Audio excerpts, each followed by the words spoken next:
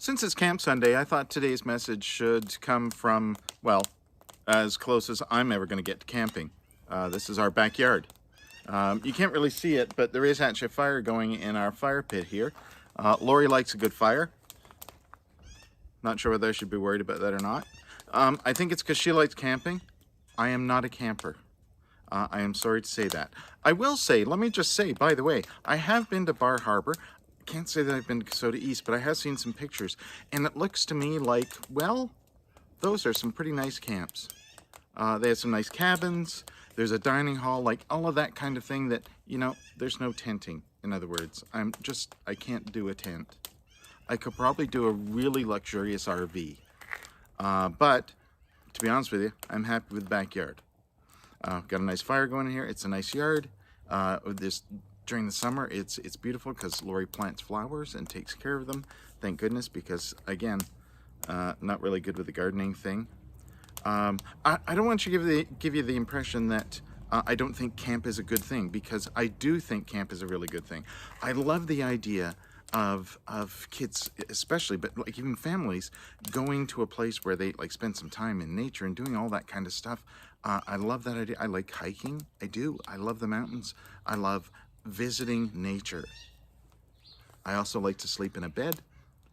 And so the whole camping thing sometimes not ideal for me. But I think it's great. I do think that lots of people are going to be spending time in their backyards this year.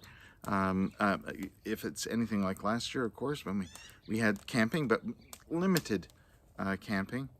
So if you're one of those people who really likes camping, well, that's great. Good on you. And you should get out there and do that. Sure, be like all those sheep who go out into the wilderness and set up a tent.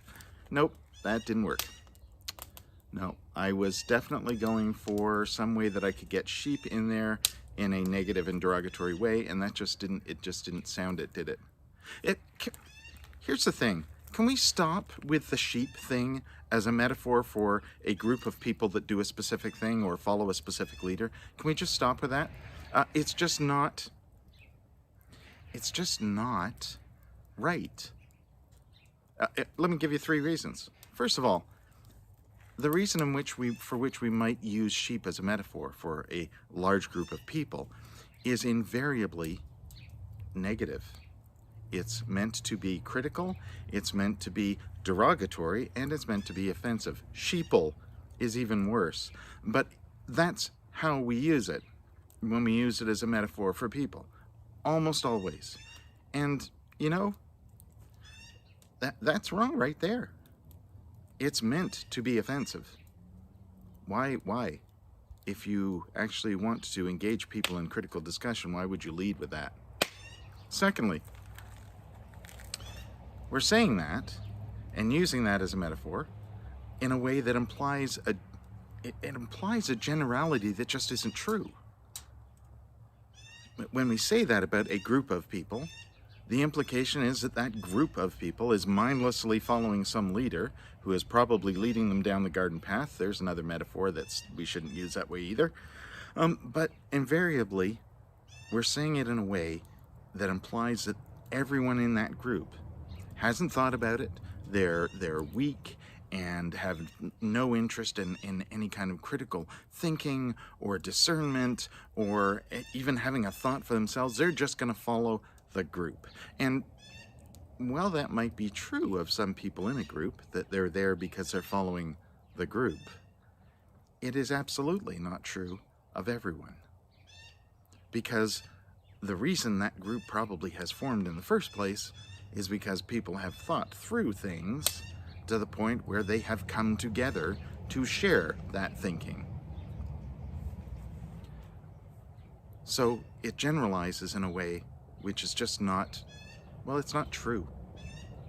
And thirdly, and perhaps most importantly, depending on your perspective, it's definitely offensive to sheep. Truly offensive to sheep.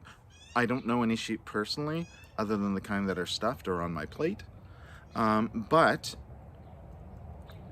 sheep are not, they're not mindless, they're not stupid or ignorant. Okay, they're weak, but they don't gather together and flock because of that. They do it in order for safety and security. They do it because there is more strength in the group than there is by themselves. The other thing about flocking, and that's where this all started, isn't it? It all started with the idea that because sheep flock, that is, that they gather together and are easily led, that people who are that way must therefore be foolish and ignorant and stupid, all of those other things that we like to say.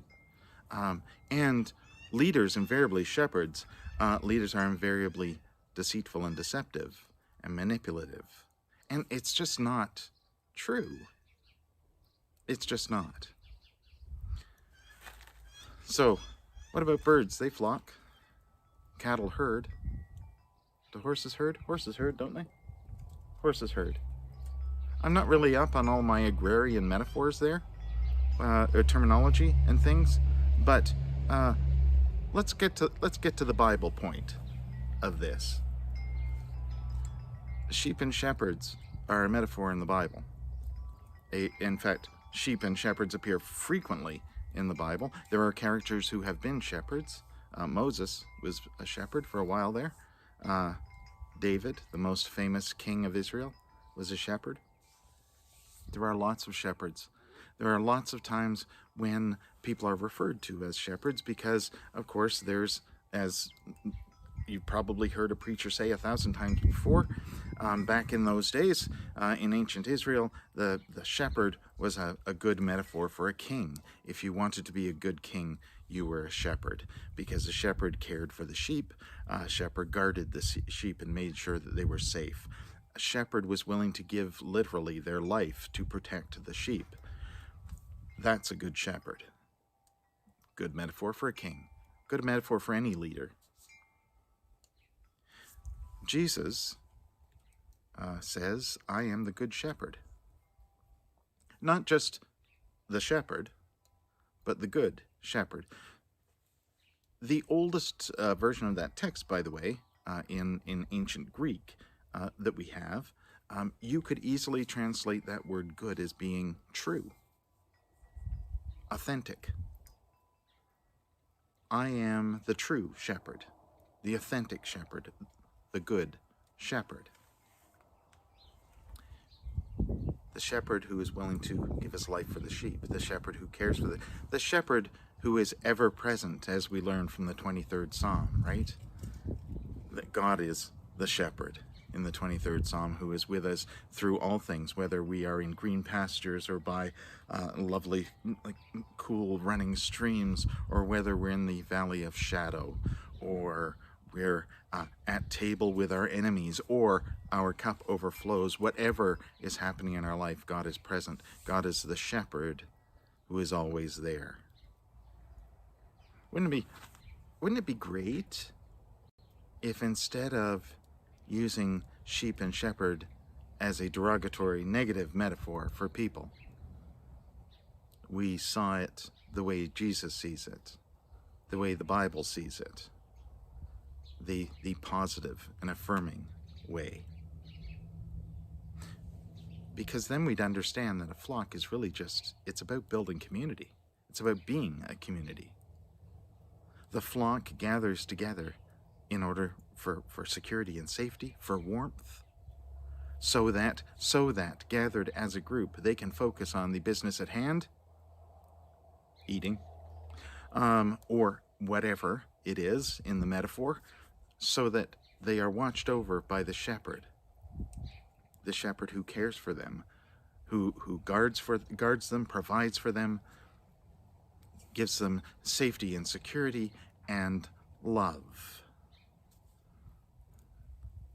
Wouldn't it be great if we could start using that metaphor that way? Well, we could, but it would require us to do something, and that is be much more discerning about who the shepherds are and how the shepherds are. Be much more discerning about how we gather as the flock.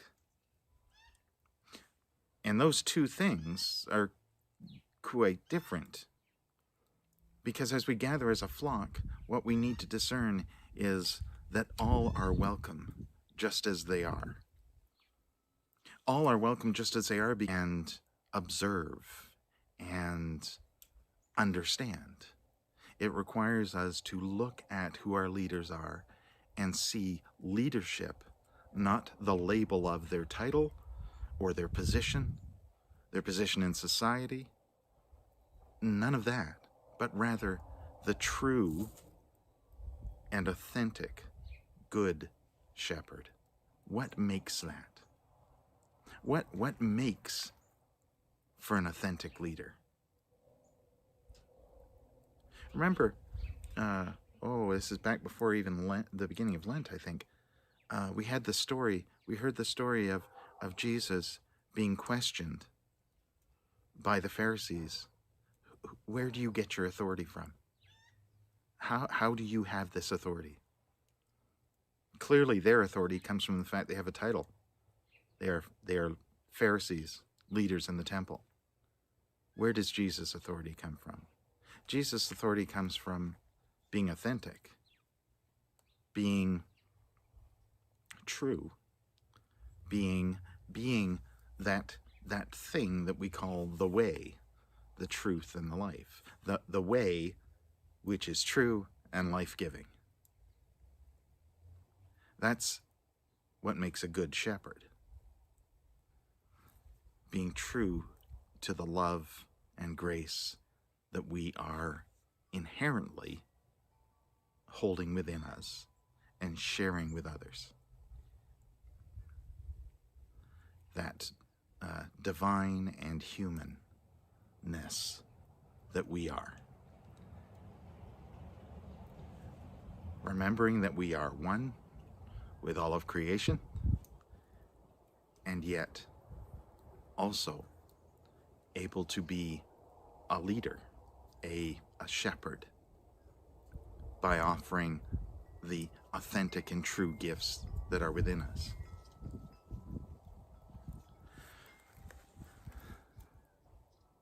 Wouldn't it be great? Wouldn't it be great? Imagine how it would change things if we could see that being a good shepherd, being part of a flock, was a metaphor for community and for the kind of leadership that builds, honors, and respects community.